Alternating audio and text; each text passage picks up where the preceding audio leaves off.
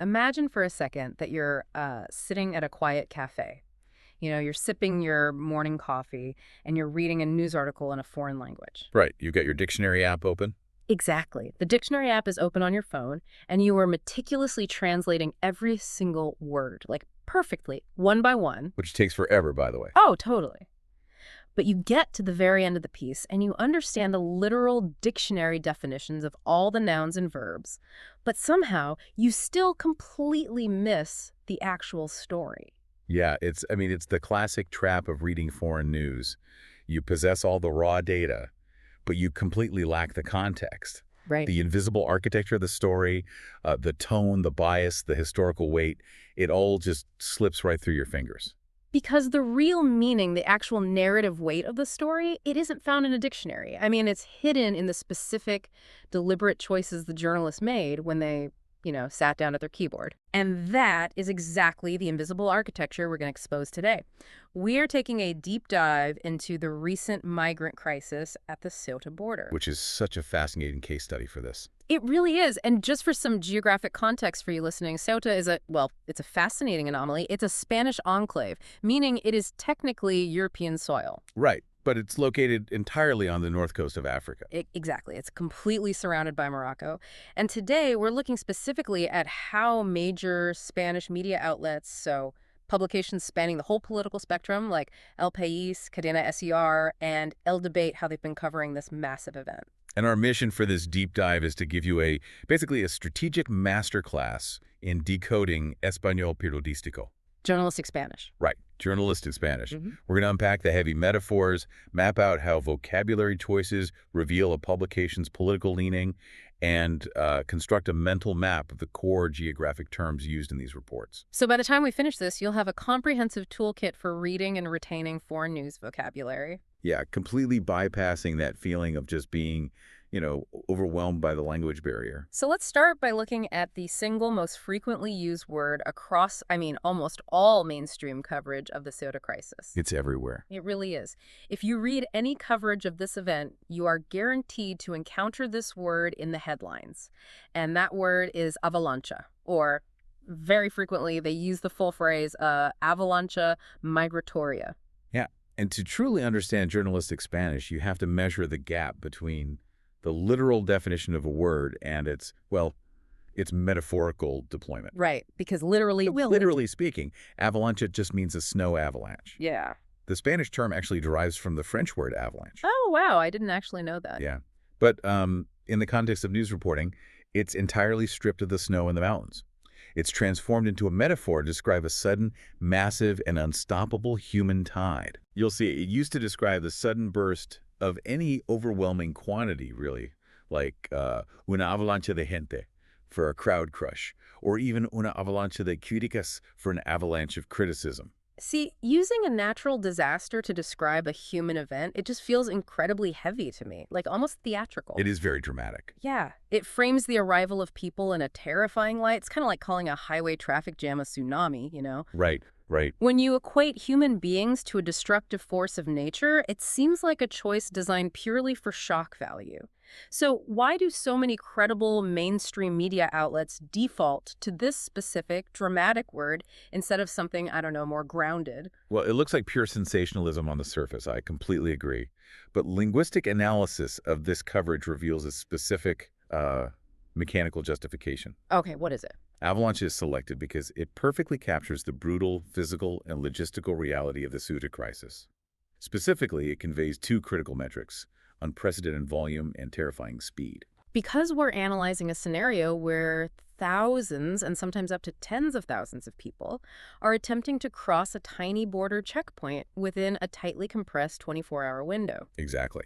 A 24-hour window fundamentally changes the logistics of a border. It's the difference between a steady stream of wire that a city's drainage system can easily handle and a sudden flash flood that just entirely washes out the bridge. That's a great way to put it, because these individuals are swimming, they're scaling fences, all in a highly chaotic, compressed time frame.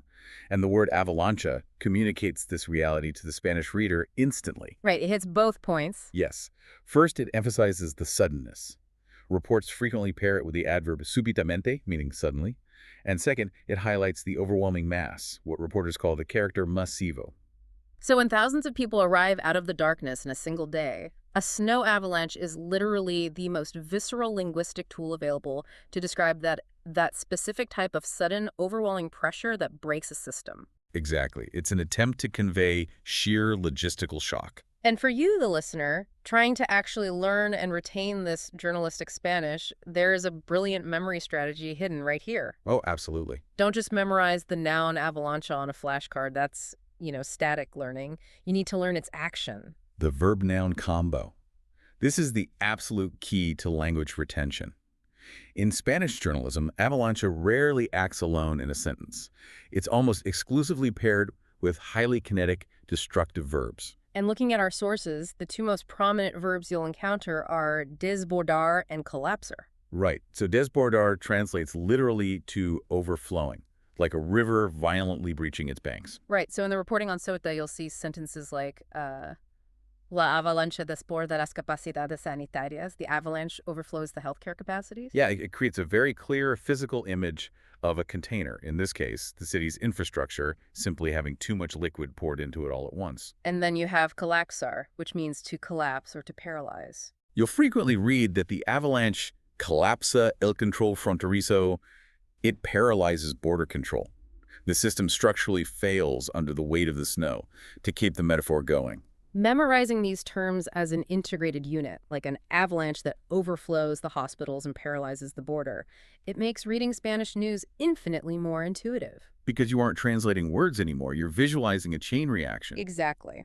But this naturally leads us into something far more complex. If avalancha is the mainstream dramatic choice used to describe this chain reaction, what happens when a journalist wants to spin that same reality in a different political direction? This is where we examine the political media spectrum. You can actually map out a newspaper's underlying political bias simply by looking at the nouns they choose to replace avalancha. Which is fascinating. It really is.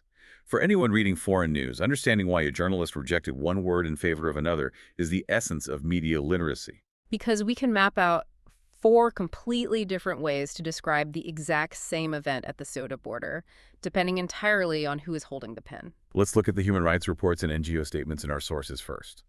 Yeah, I noticed they use incredibly sterile, almost bureaucratic language. They avoid avalancha entirely. They use words like afluencia or llegada. Which just mean influx or arrival.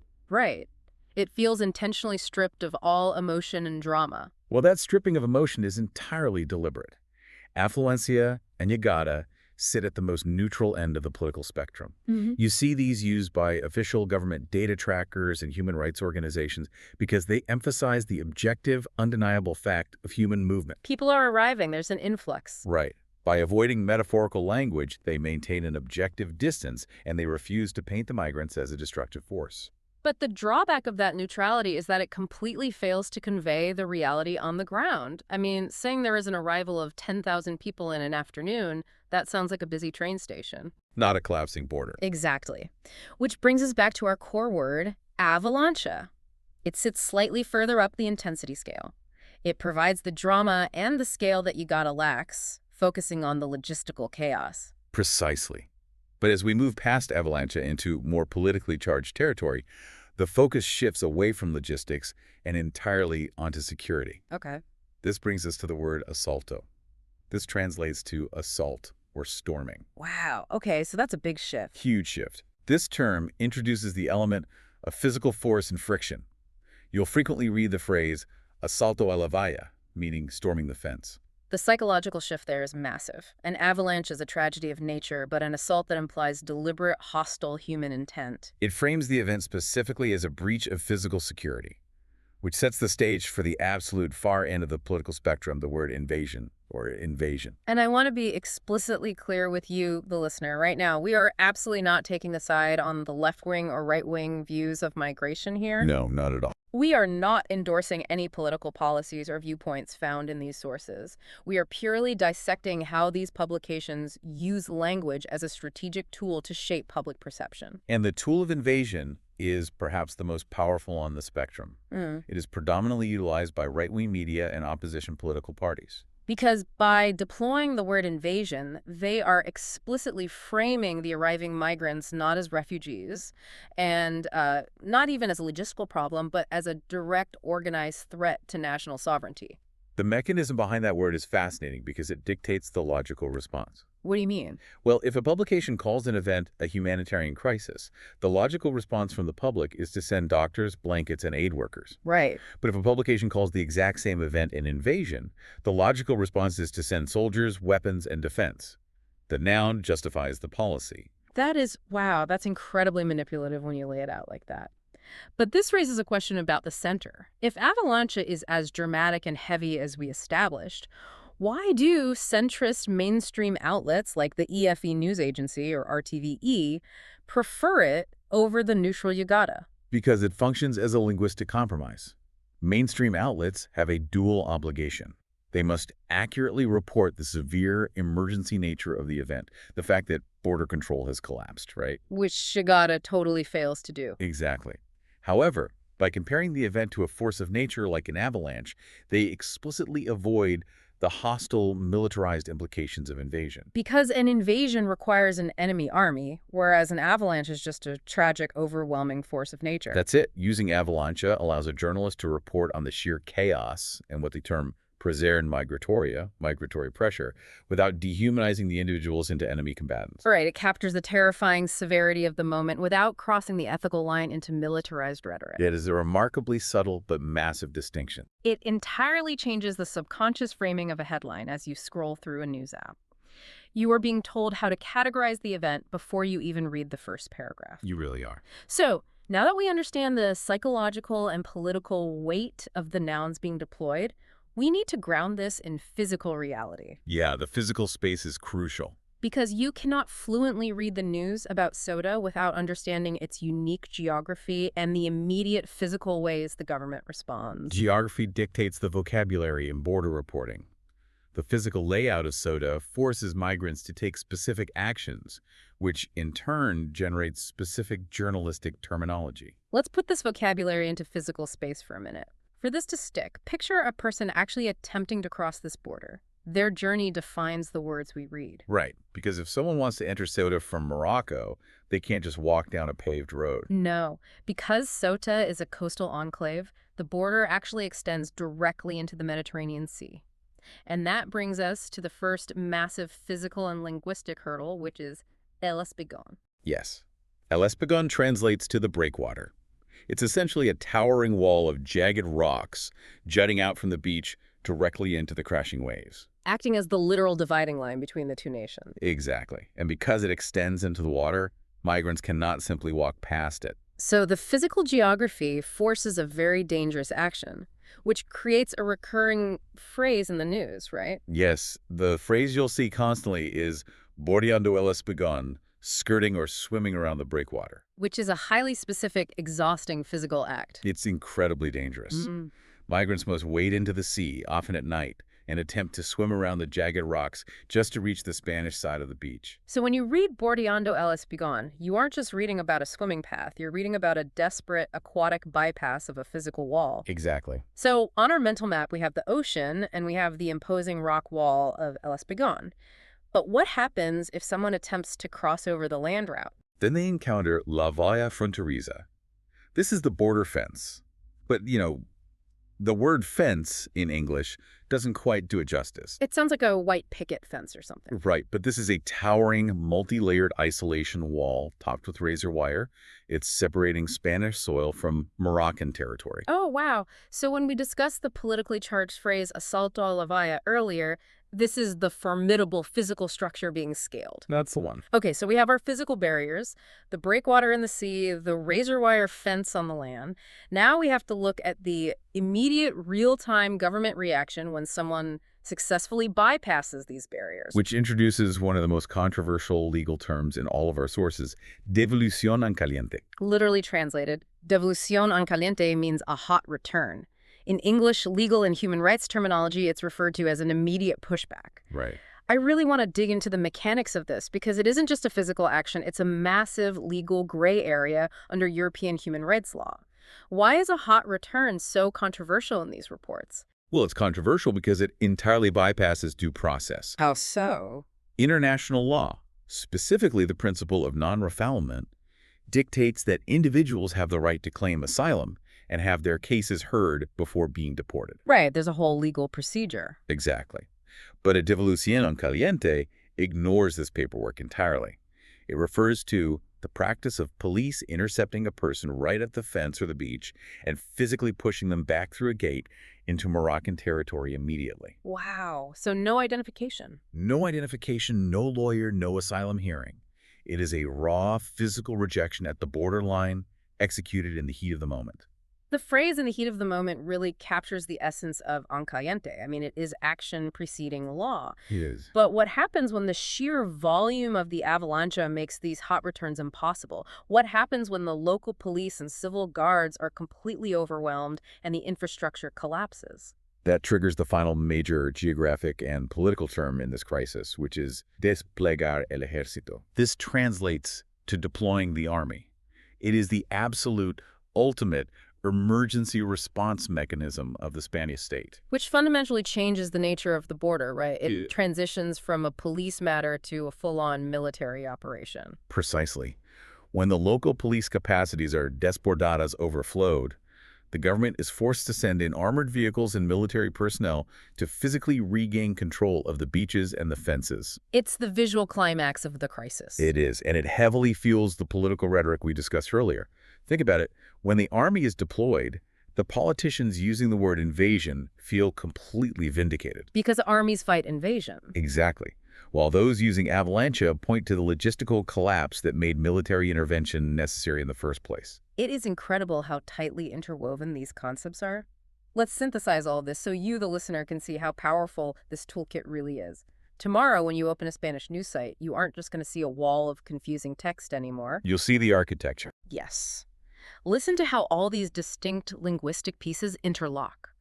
If you read an article stating that an avalancha migratoria is attempting an asalto on the Vala Fronteriza, while hundreds more are bordeando el Espigón by sea, which is completely colapsando local resources and resulting in frantic devoluciones en caliente, ultimately forcing the prime minister to desplegar el ejército, you possess the complete matrix. It's a completely different reading experience. It really is. You aren't just painstakingly translating nouns with a dictionary app anymore. You are actually reading the event fluently.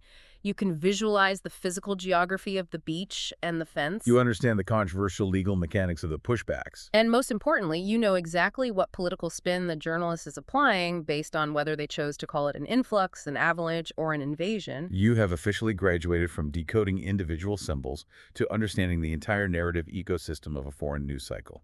You're reading between the lines. And that is the biggest takeaway from our deep dive today. Reading foreign news isn't merely an exercise in rote vocabulary memorization. It's about developing a strategic lens to see the invisible architecture of a story. Yeah.